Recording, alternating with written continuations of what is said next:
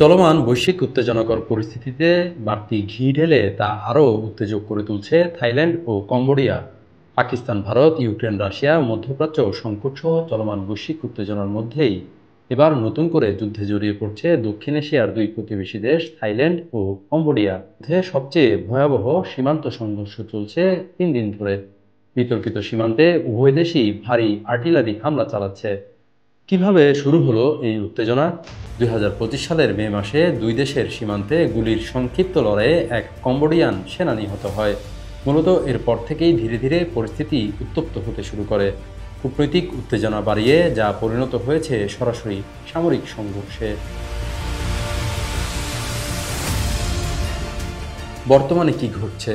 24 জুলাই বৃহস্পতিবার ভোরে দুই দেশের মধ্যে সংঘর্ষ শুরু হয় একটি প্রাচীন মন্দির সংলগ্ন বিতর্কিত এলাকায়। এরপর দ্রুত লড়াই ছড়িয়ে পড়ে সীমান্তের অন্যান্য অংশেও, এবং শনিবার পর্যন্ত টানা তৃতীয় দিনের মতো ভারী গোলাগুলি চলছে। উভয় পক্ষই একে অপরকে প্রথম গুলি চালানোর জন্য দায়ী করছে। এ পর্যন্ত সংঘর্ষে উভয় পক্ষের অন্তত 32 জন বেসামরিক নাগরিক নিহত হয়েছেন।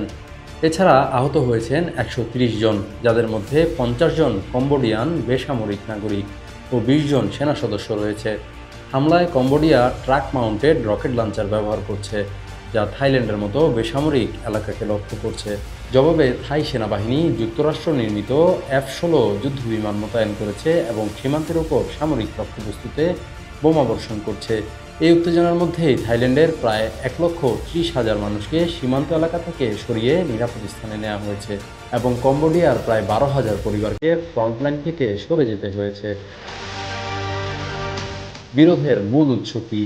থাইল্যান্ড ও কম্বোডিয়া 817 কিলোমিটার দীর্ঘ স্থল সীমান্তের বহু অংশে শতাব্দীর বেশি সময় ধরে সার্বভৌমত্ব নিয়ে বিরোধে জড়িত।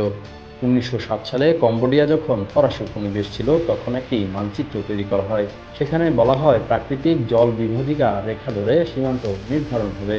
থাইল্যান্ড পরে এই মানচিত্রকে চ্যালেঞ্জ করে, যদিও 2000 সালে দুই দেশ যৌথ সীমান্ত কমিশন গঠন করে শান্তিপূর্ণভাবে সীমান্ত বিরোধ মেটানোর উদ্যোগ নেয়, তবে তা খুব বেশি অগ্রগতি পায়নি।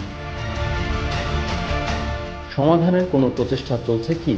গত 28 মের সংঘর্ষের পর দুই দেশ শান্তিপূর্ণ সমাধানের অঙ্গীকার করেছিল এবং 14 জুন একটি যৌথ সীমান্ত কমিশনের বৈঠকে বসে। তবে বাস্তবে উভয় পক্ষই সীমান্তের সামরিক প্রস্তুতি জোরদার করেছে। কম্বোডিয়া জানিয়েছে বিদ্যমান আলোচনার কাঠামো কার্যকর নয় এবং তারা 4টি সীমান্ত অঞ্চল সংক্রান্ত বিরোধ আন্তর্জাতিক বিচার আদালতে তুলে ধরবে। প্রসঙ্গত, সীমানা নিয়ে বিরোধ নিরসনে থাইল্যান্ড আদালতের রায় মানতে রাজি নয়। তারা মূলত দ্বিপাক্ষীয় আলোচনার মাধ্যমেই সমাধান চায়।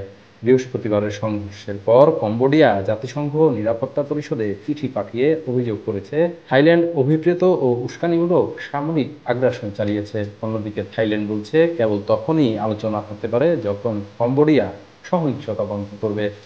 আবির শিকদার, সদ্য সংবাদ।